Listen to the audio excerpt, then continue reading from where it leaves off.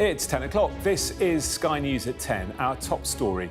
The child victims of the Gaza crisis as America investigates allegations of civilian harm caused by Israel's attacks.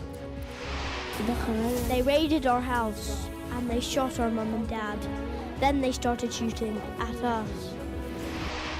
As we hear from children left without parents, the fears the conflict could escalate after airstrikes and rocket fire between Israel and Hezbollah forces in Lebanon. Also tonight, the panic at a celebratory parade for America's Super Bowl winners as shots are fired and at least one person is killed. The moments before the body of the daughter of aristocrat Constance Marten was discovered, shown to a jury today. A not-so-special relationship after David Cameron's appeal to Republicans to avoid the weakness displayed against Hitler over Ukraine. We hear this response. I think that's rude name-calling, and I don't appreciate that type of language. And David Cameron needs to worry about his own country, and frankly, he can kiss my ass. An economy bumping along the bottom. The Bank of England's governor says growth is at best flat on the eve of the latest data. And we'll take a first look at tomorrow's front pages in our press preview from 10:30 right through till midnight.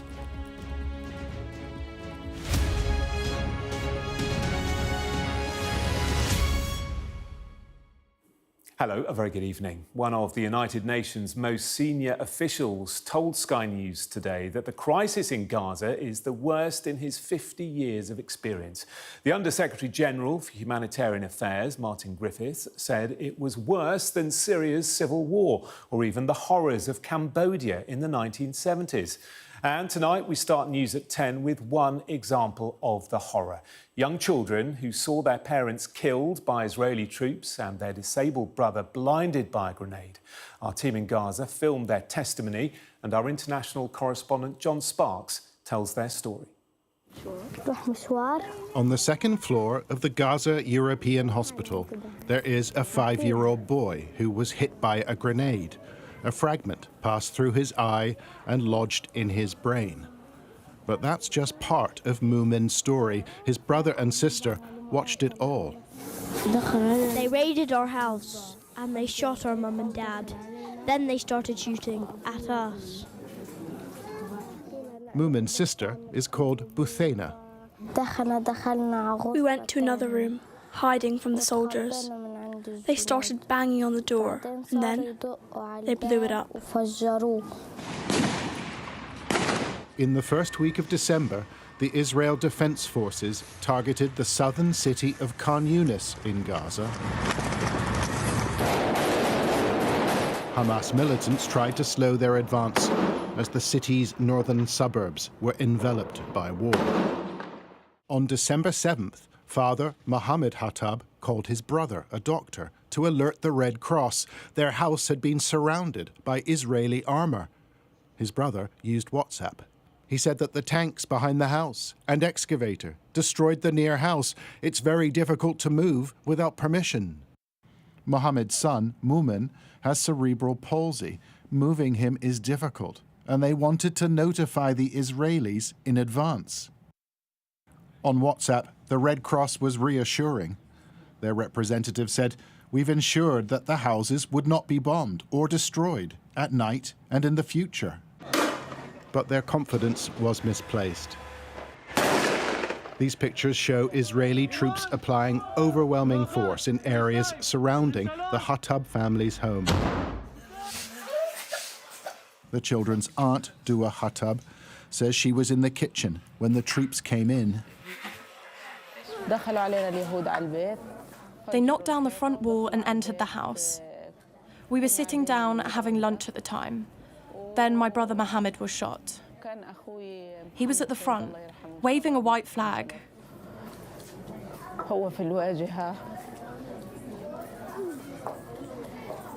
A grenade was thrown into the crowded kitchen, injuring Mohammed's wife, Hind. Family members say a soldier then shot and killed her. The device blinded Mumin in his left eye. Israeli soldiers found his brother and sister hiding in the bedroom. They were interrogating us, asking us to show them the tunnels and to tell them where the resistance fighters were. Their neighborhood had been turned into a war zone. This picture, taken on December 16th, one day after the IDF entered their home. Houses have been destroyed, trees and greenhouses obliterated. The ground chewed up by tank tracks and Israeli earthworks. The local college had been leveled and an IDF base thrust into the district to the north. The surviving family members walked through that battlefield, reaching Gaza European Hospital the following day. Every time the children cried, someone shot at them, they said.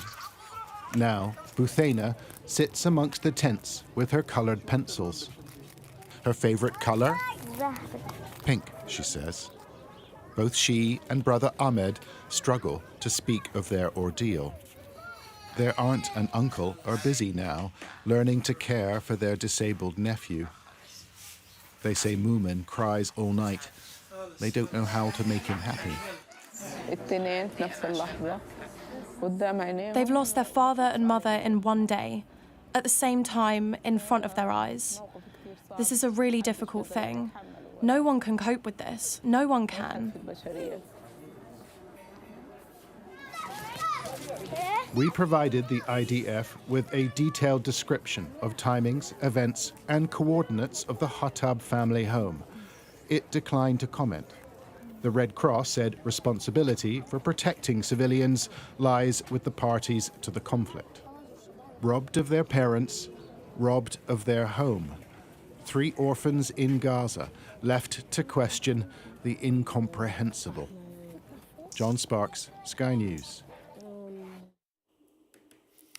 Well, in the last hour, my colleague Yalda Hakim asked an Israeli government spokesperson to comment on that report. This is what they had to say. I've seen that report. It is, of course, very upsetting. I believe that the IDF is currently investigating that incident. I think if true, it's another reminder of the real tragedy that Hamas has brought on the people of the Gaza Strip by launching this needless war with the October 7 massacre and fighting from inside civilian areas. But as I said, I believe that incident is under investigation, and I'm afraid I have no further information. Well, the backdrop to those events in Gaza are fears of an escalation to a wider war. The militant group Hezbollah has its main area of operations in southern Lebanon. And overnight, the IDF said a base in northern Israel was targeted by rockets from there. The attack killed an Israeli soldier and injured at least 8 others. In retaliation, the Israeli military hit 5 targets today, killing 4 people, including a woman and 2 children in a village near the Litani River. The increasing cross-border attacks have led to fears of a wider conflict linked to the ongoing war in Gaza. After weeks under siege, civilians were evacuated from the key Nasser hospital in Khan Yunis. From Jerusalem, our foreign correspondent Diana Magnay reports. Chaos in Adshit, southern Lebanon, after an Israeli airstrike. And here, 20 kilometres to the south, another massive strike. The IDF targeting what they say were Hezbollah military targets in response to rocket attacks from Lebanon into northern Israel. Casualties on both sides, 1 Hezbollah fighter, 1 20-year-old Israeli soldier, and in Lebanon, a woman and her children caught up and killed too. This is a dangerous front, which Israel and Hezbollah keep probing. Tens of thousands are already displaced, and concerns one push too many could trigger full-scale war. We're in uniform, as you are too when you go home. The job is to think about readiness for war. This is our first task. No one disagrees with us, and we're now focusing on being prepared for war in the north. In Khan Yunis in Gaza, evacuation from the last place of refuge there, the Nasser hospital. Doctors who have displayed such heroism throughout this war leading the way. And that takes courage. There has been intense fighting all around the hospital for weeks. Snipers claiming lives in the hospital forecourt. Gruesome video of one man hit and dragging himself through the hospital doors. Medical workers tentative about collecting him even there, scared to get too close in case they're targeted too. the UN's aid chief telling Sky News that Gaza was the worst humanitarian disaster he'd ever seen. It's not as if the Khmer Rouge were not the horrors of their day in my youth. But the reason I said that Gaza is, in my experience, the worst is because people can't escape. They're blocked in. They're not able to run out of Gaza. Israel's Prime Minister, though, sticking firm to his hardline stance. It must be Hamas who'll compromise, he says, not him.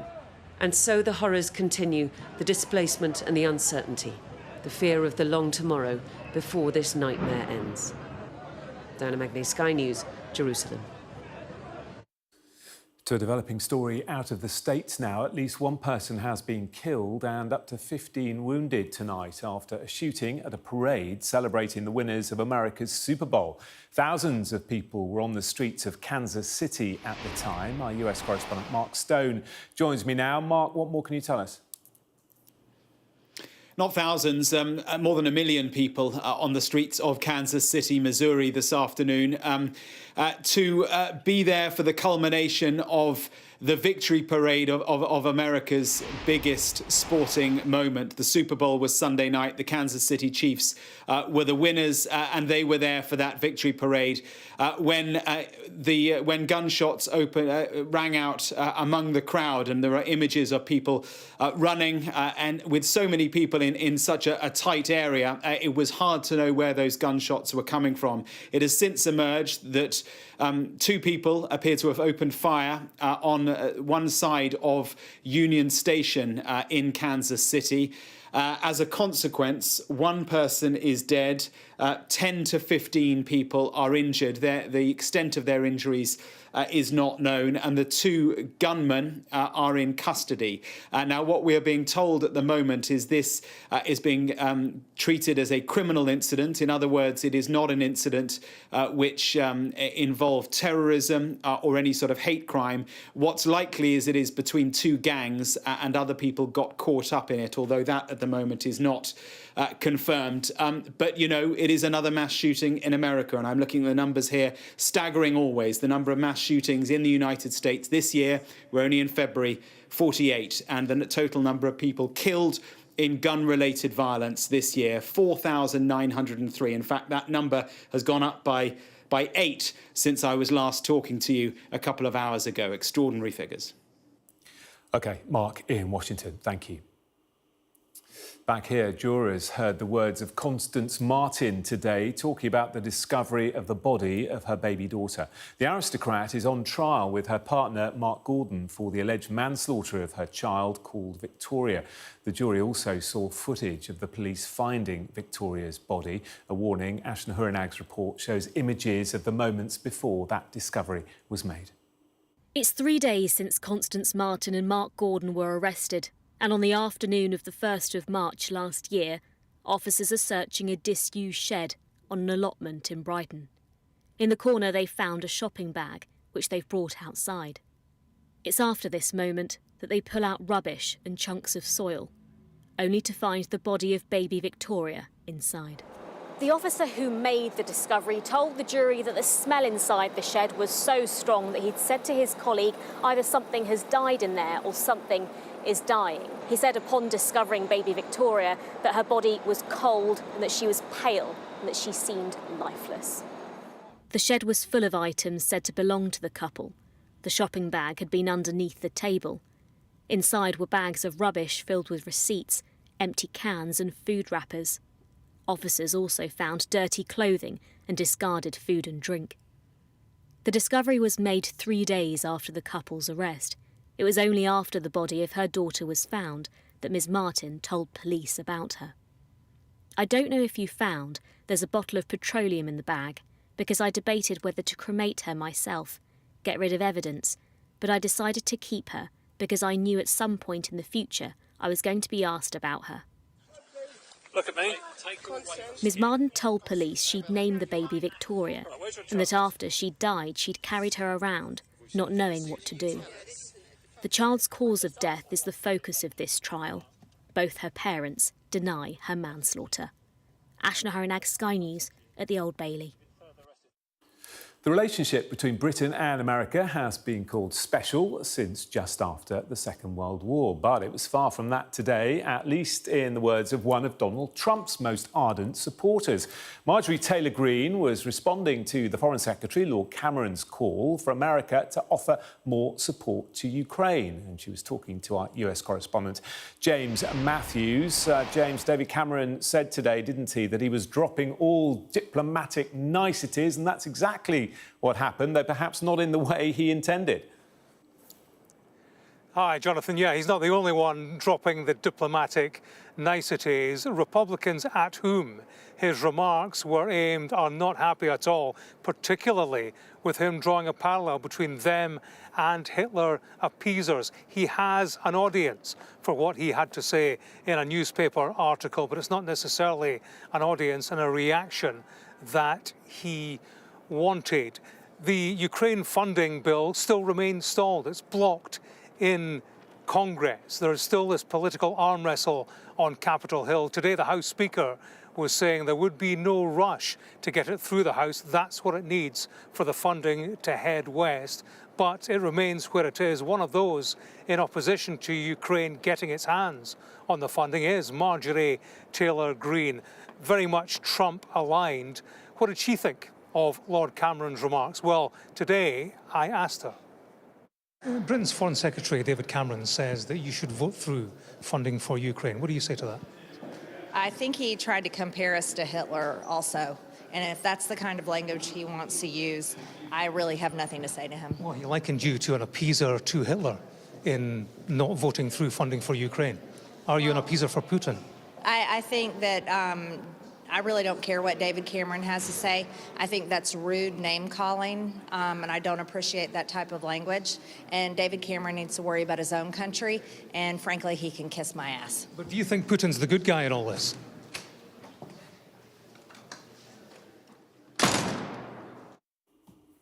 James, that door slam coming as America's Congress warned about a potentially serious national security threat from Russia. They did, yeah, something shrouded in some mystery, I have to say. It's come from members of the House Intelligence Committee, and they speak of a serious national security threat. They're linking it to a destabilising foreign military capability. They're not saying anything more about it, but it's our understanding from US officials is that this relates to Russia and specifically space-related capability. They're saying nothing beyond that, no specifics. Now, these members of this committee, they're calling on the White House, the Biden administration, to declassify the documents, the information, so that America and its allies can openly discuss how to address this threat. The White House is saying virtually nothing at all, leaving it to the Speaker of the House, Mike Johnson, to reassure the public at large. He was asked by journalists about it, and he said that the public had nothing really to worry about. This is what he said. Steady hands are at the wheel. We're working on it, and there's no need for alarm. So that's where it stands at the moment. Talk about a Russian threat, but no specifics. But it's all aggravated, of course, by Russia's presence as an increasingly malevolent adversary. James in Washington, thank you. The impact of Labour's difficult few days over claims of anti-Semitism will be put to the electoral test tomorrow in 2 by-elections. The Conservatives hold large majorities in Kingswood and Wellingborough seats Labour had hoped to win. The questions, though, go well beyond those constituencies, as our political correspondent Gurpreet Narwan reports from North East London. In London's oldest kosher bakery, attention is mostly on pastries over politics. But this is the heart of Stamford Hill's Jewish community, and a new row about anti-Semitism in the Labour Party is creating a stir. Its owner says that Keir Starmer has made progress repairing relations with the Jewish community. Definitely he's changed a lot. Things have been much better than Corbyn. If we can trust him, I mean, he's going in the right direction. Do you think there's still work for him to do with his party? I think so. In every party there is. 2 Labour candidates have now been suspended by the party following anti-Semitism allegations. One is awaiting an investigation. It took 2 days for Labour to drop Azhar Ali, the Rochdale candidate, after initially standing by him. When it emerged, he said Israel had allowed Hamas to conduct its attacks on October the 7th. To heal. This indecision has frustrated community leaders. If he cares about anti-Semitism, he should deal with it fairly and squarely, not toss and turn, flip and flop. He needs to be a leader and do what he says and act in a consequential manner and not keep on changing his position. The wavering of the past few days has reopened wounds with the Jewish community that Keir Starmer has tried desperately to heal.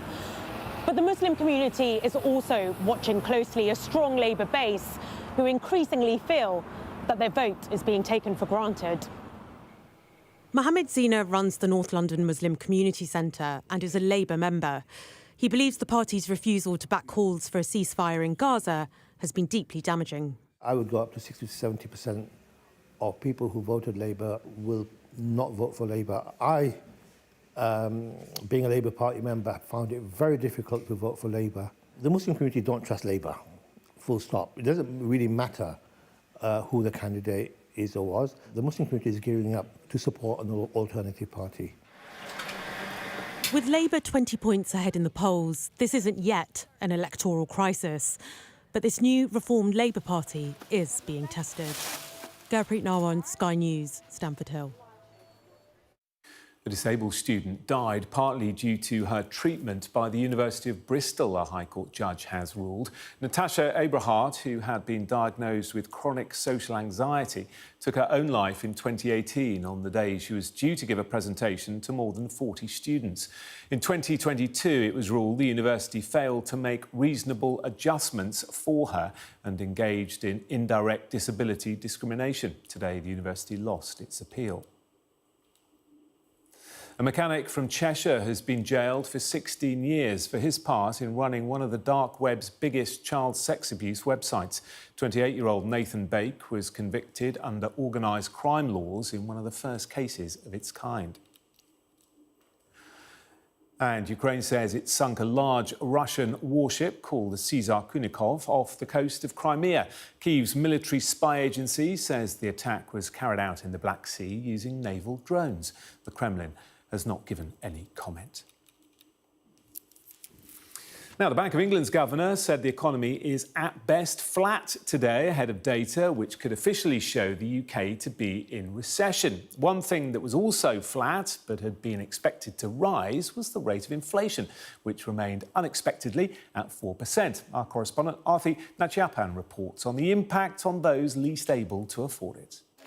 Lovely. The uncertainty is the hardest part. You want avocados? Not knowing if your money will go far enough to get you through tomorrow. Deborah gave up her job as a dental nurse to care for her daughter. It's difficult and it brings on a lot of anxiety because you're stressed about what tomorrow will be like. I'm not full in work as I was before. So financially, what I used to receive as salary is no longer there. So the little bit that I'm receiving now is a bit stressful, how you stretched it out to make it work. She's one of hundreds of people who rely on this food bank in Barking, East London. Organisers say that the number of families using the service has more than doubled in the past year. It isn't the people that are using this service that are right at the bottom end of the scale. It's actually normal families, got an income coming in, but because of the increase in inflation, there is no disposable income left once they've paid out for their bills. It's not just household bills. Borrowing is getting more expensive as policymakers race to curb inflation. It is still double the target level of 2%.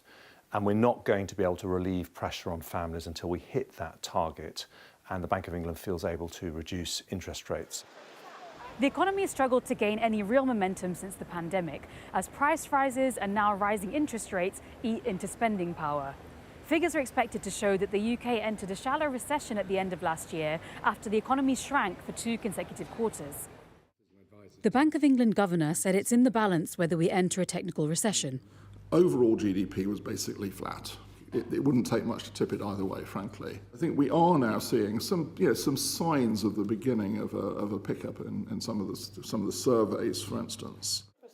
We could be entering a recession in name. Thank you. But it won't necessarily change anything for people struggling with soaring costs. The bottom line is, the economy is stagnating and needs a boost. Arti Nachiapan, Sky News. The fear of shoplifters has forced some of its employees from their homes, one of the co-op's bosses told Sky News today. It follows data which shows a spike in incidents across the retail sector, rising to around 1,300 every day. Our correspondent Fraser Maud has more. Across Britain, shoplifting incidents like this are happening at a rate of almost 4,000 an hour, with retailers saying it's getting worse. And it's not just theft that's on the up, so too are verbal and physical attacks against staff, often involving gangs of organised thieves. It ranges from abuse, and if you're from ethnic minority woman, you'll get racist or misogynistic abuse. It ranges to threats, threats to people's family, threats of sexual assault. We've had colleagues threatened as they leave the store. We've had colleagues who've been threatened at home. Figures from the British Retail Consortium show a 50% rise in violence and abuse against shop workers, up from 870 incidents per day in 2022 to 1,300, with almost 9,000 of those resulting in an injury. Shoplifting more than doubled from 8 million to 16.7 million incidents a year. And the BRC estimates that the cost to retailers is £1.8 billion, a record amount. And despite the introduction of the Police Retail Crime Action Plan last October, it says more needs to be done. The police response is woefully inadequate. There is only so much the industry can do on its own, and that comes back to the response of the police, the need to prioritise further, and the need for a standalone offence. In co-op stores alone, £75 million worth of goods were stolen last year, and £40 million was spent by the company on improving security measures. Empty meat shelves like these are becoming a common sight in many of our shops, not because the meat has necessarily been sold out, but because it's been stolen. Just 2 days ago, £400 worth of meat was taken from this one store alone. And down here, where normally you'd expect to see joints of beef, lamb and pork, there's nothing. Not because they're out of stock, but because they are out of the security boxes that they keep the meat in. Why? Because they've all been stolen. The Home Office says that the police have committed to attend more shoplifting incidents, especially where violence has occurred. But the store owners say more prosecutions leading to stiffer sentences are still needed to deter the criminals and make their staff feel safer. Fraser Maud, Sky News, Manchester. And that was Sky News at 10. Coming up, we're going to take a first look at tomorrow's papers. It's the press preview, of course, and tonight I'm joined by the Mirror's associate editor, Kevin Maguire, and the Telegraph's deputy comment editor, Annabelle Denham. And among the stories that we're going to be chatting about, this on the front of The Guardian, their headline, new ceasefire vote ramps up pressure on Starmer. We'll be back in a couple of minutes. Don't go away.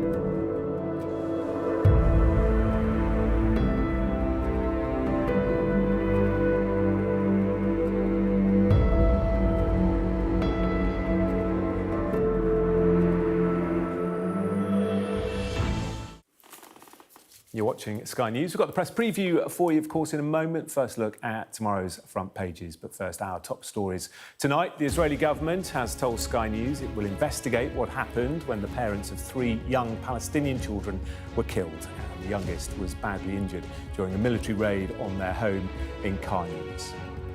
Israeli airstrikes have killed 4 people in Lebanon. Israel said the strikes followed Hezbollah attacks on northern Israel, which killed an Israeli soldier. And 1 person has been killed and several injured in Kansas in the United States when shooting broke out as a celebration for the Kansas City Chiefs Super Bowl victory parade.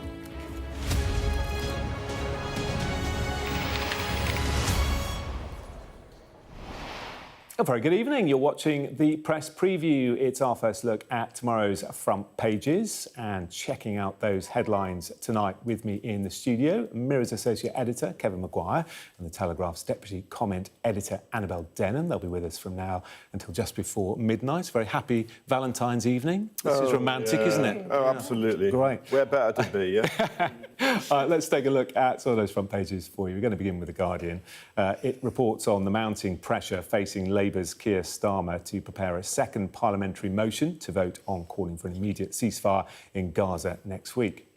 The Mail reveals shocking new figures on the number of anti-Semitic incidents in the UK last year, jumping up by 147% in the wake of the Hamas attacks on the 7th of October. Let's bring in your FT, hearing that the Chancellor could be tempted to slash public spending by billions to fund pre-election tax cuts.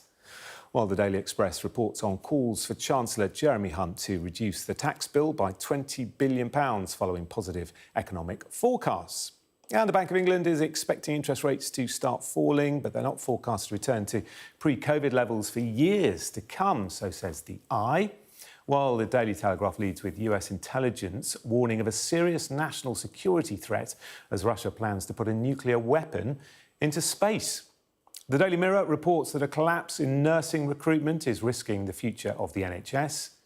The Metro reports that the Home Office is considering paying TikTok influencers to discourage migrants from making the dangerous Channel crossings.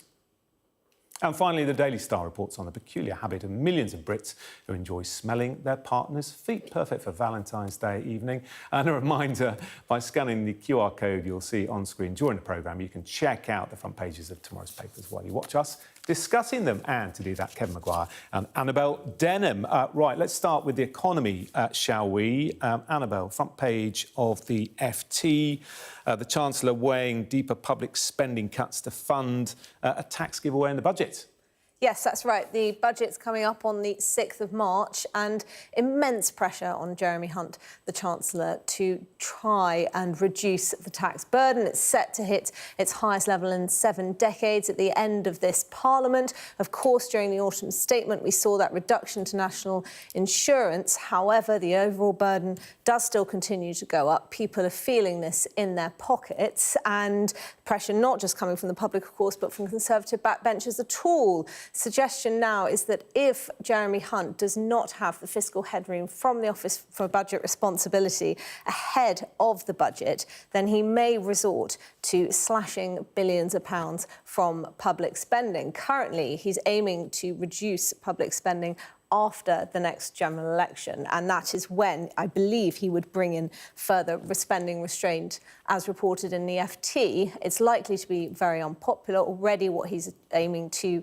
achieve, economists are suggesting, would mean, have said is a fiction. It would mean massive real terms cuts to public services, which are already very stretched. But there's only so much that the Chancellor can do. He's got to look at one side of the ledger. It's quite clear after the mini-budget that they cannot increase borrowing. The debt continues to rise. It's not coming down as Rishi Sunak has promised.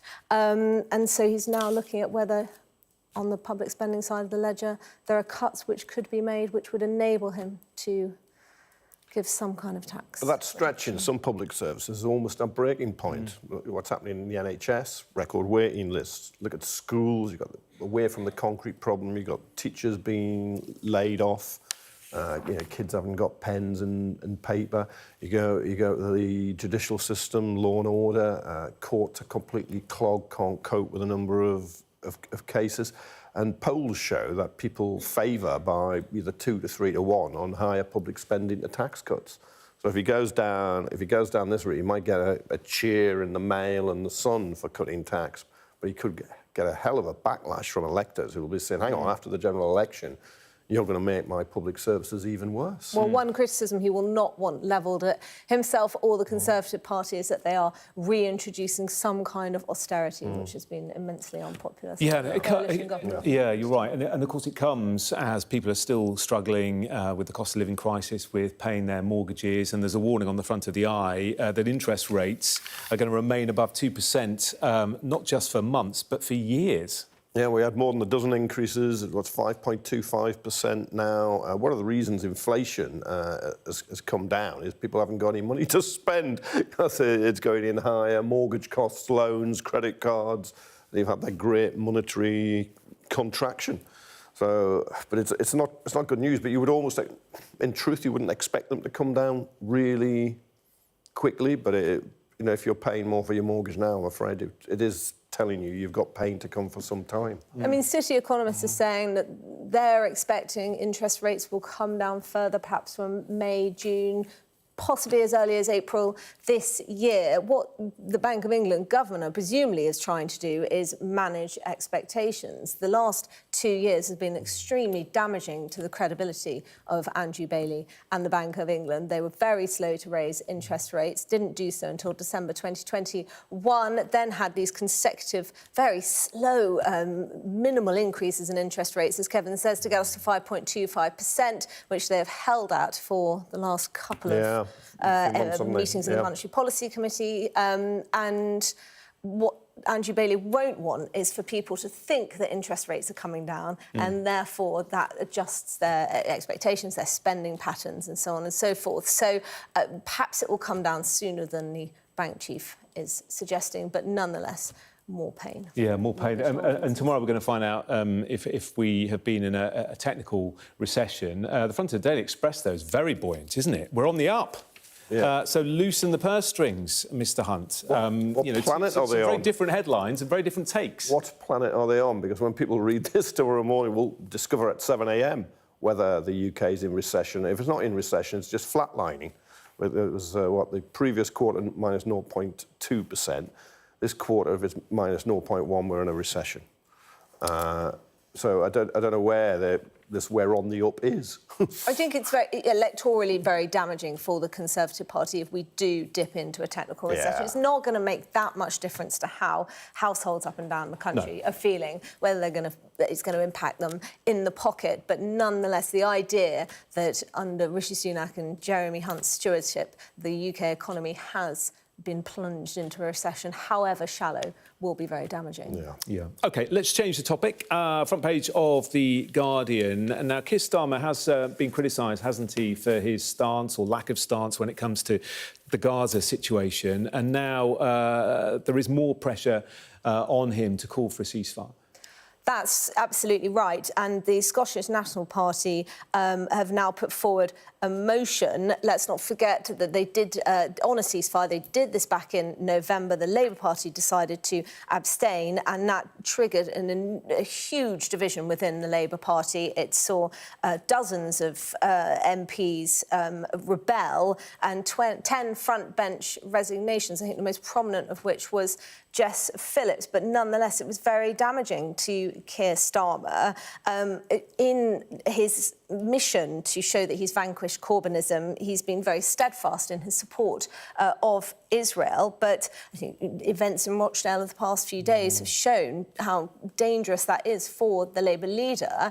And it's against a backdrop or in the context of arguably the government's resolve on this issue softening as well. We've had the Foreign Secretary David Cameron come out and talk about sustainable ceasefire, talk about a two-state solution, which just makes Starmer's position that bit more awkward. Yeah, he talks now about a ceasefire. The Guardian acknowledges it's now a sustainable ceasefire. Before it was a humanitarian pause, but will they vote for it? And of course, what happens in the House of Commons is because the SNP proposing a motion, you often get party politics in. We won't do that. Will Labour then try and table their own amendment to it? But it will have to mention a ceasefire now. I can't see how he can hold the line if Labour don't vote for a ceasefire in the House of Commons when they come back from the recess from their holidays. But the SNP have been, as a party, have been calling for a ceasefire for some time. But Starmer's now got the language, but will he have the action? Not that it'll make much difference in Israel. It's got to be said, but it's just been on the right side of history. Do you think it helps that there's sort of international pressure as well for a change in the situation? I think the mood has changed as the bodies are piled up in Gaza. What is it, 27, 28,000 people now dead, the majority of them women and children, who you can't in any way say would be fighters.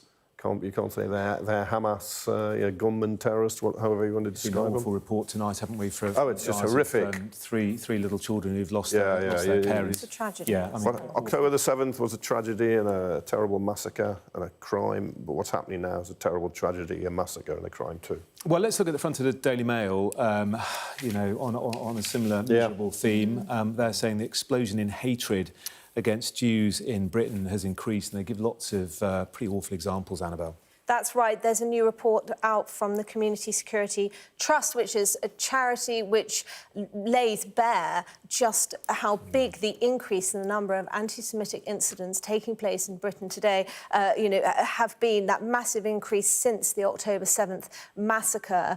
Some of the examples in the report are truly harrowing, and some of those examples are of hate incidents which occurred before the IDF launched its invasion of Gaza. It was actually, some of them were taking place whilst the massacre on October 7th was still underway, which to me is truly shocking.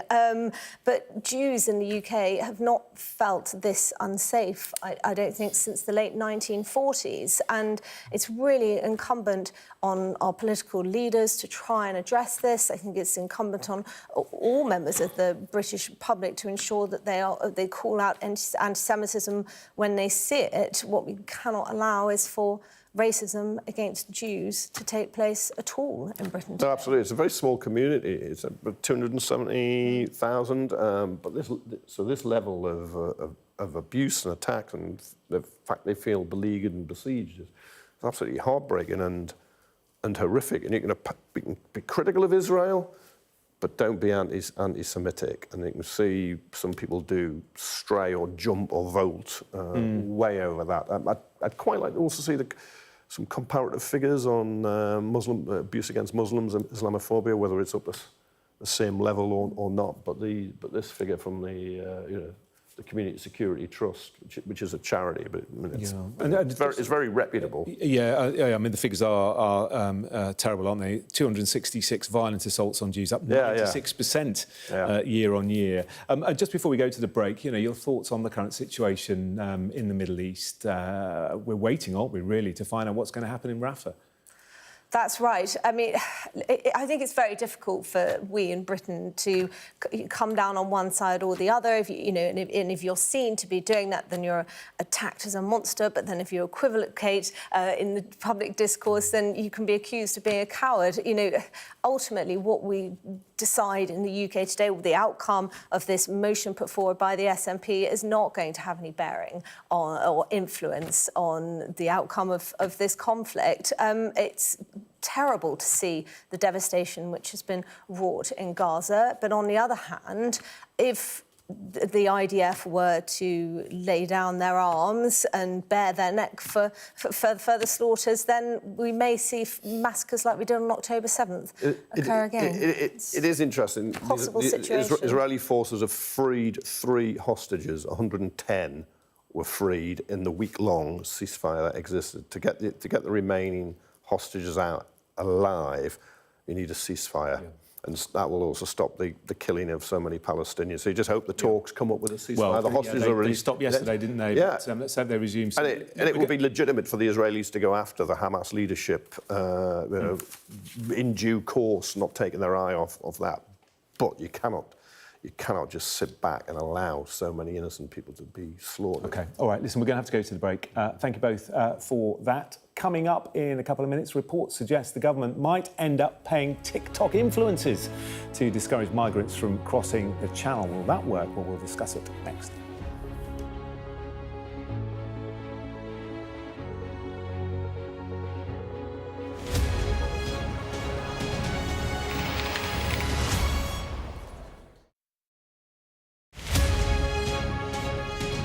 I'm pro. I think we need a big, fun, camp, red, glittery celebration in the middle of February. And I think it's a great time to show our love in all its forms. And it's not just about, getting love and counting our cards and working out who our admirers are. It's about showing the people in our lives that we love them. And that can be a romantic partner, but it doesn't have to be.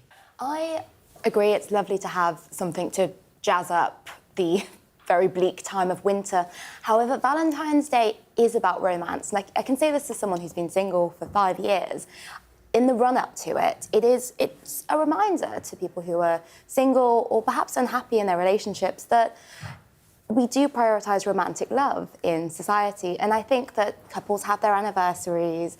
We have different times to celebrate that. It seems antiquated at a time when we are prioritising things like friendship a lot more than ever before. I think that there are so many studies that say that's the key to happiness, is practising things like gratitude, acts of kindness for other people, of generosity, things we can do.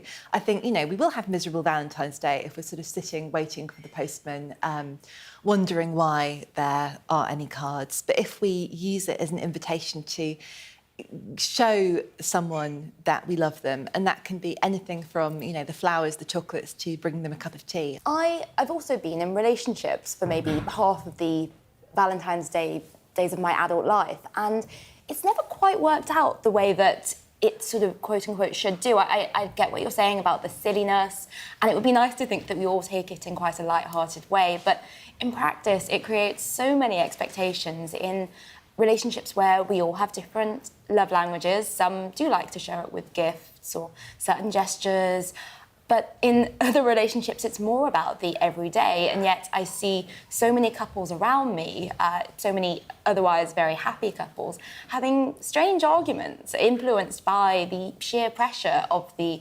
marketing and the social media and the big external hype around Valentine's Day. And I feel like it creates this wider pressure that wouldn't happen if it were, say, something like a couple's anniversary, which in my mind is something that is special.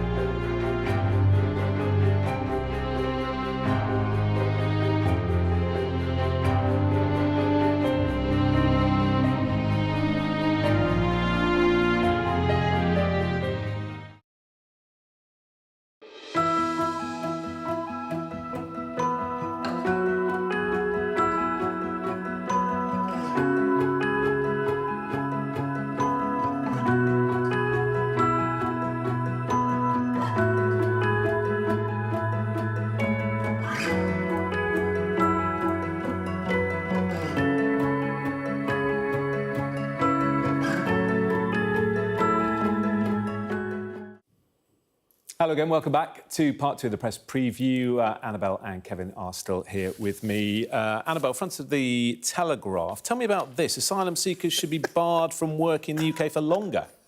That's right. So this is the former Immigration Minister, Robert Jenrick, who, of course, resigned before Christmas over the Rwanda bill, has said that asylum seekers, or the rules that allow asylum seekers to work in shortage occupation jobs from 12 months after arriving in the UK, they ought to be rethought because perhaps it's attracting more migrants coming here. Now, I mean, in my view, this is totally wrong. If asylum seekers are going to come here, refugees refugees are going to come here, then we ought to make it as easy as possible for them to work, for them to assimilate, for them to contribute to the UK economy, particularly in jobs which are on the shortage occupation list, those jobs that companies desperately need to fill and which would boost economic growth. So it strikes me as a strange curb that Robert Jenrick is seeking to... He's lost the plot, hasn't he? I mean, look, it's quite right to complain about the bill, the cost to taxpayers, public expense of supporting people. Well, if you don't let them work, you're going to have to support them. If you let them work, they can pay their own way. I mean, he's just lost it, hasn't he? Why is he... I know he's got his eye on the Tory leadership. That's what it's all about now. I mean, look, he's in Texas, isn't he, on the US border with Mexico? I mean, someone should tell him his party's been in power 14 years. If this was a good idea, they should have perhaps done it already. In fact, he was a Home Office minister for many years himself. If he thought it was a good idea, why didn't he do it? But... Well, let's talk about another issue, and that is the boats. Of course, one of Rishi Sunak's pledges, isn't it, to stop the boats? And the front of the Metro has this rather intriguing story, Annabelle, that they're going to pay TikTok influencers to stop the boats coming. How on earth will this work? I'm not sure it's going to work, but I'll try and talk you through the story. The Home Office is concerned that social media platforms such as TikTok are being used by human traffickers in order to try and attract asylum seekers and encourage them to make the potentially deadly crossing over the channel to the UK. And they would like to counter this by using social media influencers, a rapper, a comedian, a lifestyle guru, a travel blogger who apparently particularly appealed to young men in Albania and it encouraged them to stay in their home countries and work hard and follow their passion. TikTok is huge. I mean, we shouldn't underestimate, should we, how huge TikTok is. My kids are on it all the time. It is incredibly influential. It's the main, if you want to get a message across, that is the way to do it. It's the main source of news for young people. Yeah. But this is almost as if Alan Partridge has become the Home Secretary. Because you really Alan Partridge on TikTok, that's the thing. Yeah, but you think somebody, I've just trekked 3,000-4,000 miles fleeing terror, hardship, drought, famine, whatever it is, and some TikTok influencer says I shouldn't now go, I'll turn back. I mean, come on. I mean, it is a joke. You know, yesterday I was standing in business class on a flight before they went to their seat in economy, or look, they're in a nice glitzy hotel, but they're saying I mustn't come. Yeah. I mean, it is a joke. It reminds me a bit of Theresa May's Go Home vans. They're not really aimed at migrants, refugees, asylum seekers. They're all propaganda for back home to give the idea of some action has been. Well, I mean, I think they're hoping that the potential asylum seekers won't leave their home countries to begin with. I'm not sure they're trying to capture them while they're stood on the beach in Normandy. But certainly it speaks to a government which is clutching at straws. I'm sure in Afghanistan they'll be looking at it. We're just going to finish with the last paper very quickly before the top of the hour, and it's on the front of the Daily Star. Love is sniffing your smelly feet. This Valentine's evening, Annabelle, do you smell your partner's feet? I can't even believe I'm asking this. I can't even believe I'm asking. No, the nation's waiting for the response. I genuinely say, never have I ever smelt my partner's feet, and I'm of the view that it's a pong dead rather than. I mean, who said romance is dead? I mean, there we are. Oh, brilliant! All right, and on that note, on that pongy note, we shall leave it. Thank you both very much. We'll speak again in a few minutes' time. Right now, we're going to look at the weather. Warm memories wherever you go. The weather, sponsored by Qatar Airways. Oh, they're still giggling. Let's take a look then at the weather headline. It's going to be mostly very mild into the weekend, but it'll be rather unsettled and quite often grey for many. There'll be a mostly mild, rather murky start tomorrow with hill fog, an occasional drizzle for many and heavier, more general rain over northern Britain and the east of Ireland. Wales and western England will see rain moving in during the morning. Heavy in the southwest, but eastern England will be mainly dry with sunny spells developing, especially in the southeast. Scotland will stay cloudy with further rain, while Ireland and Northern Ireland will see rain giving way to sunny spells and a few showers. It's going to be mostly very mild, if windy, cooler in the north. The weather, sponsored by Qatar Airways.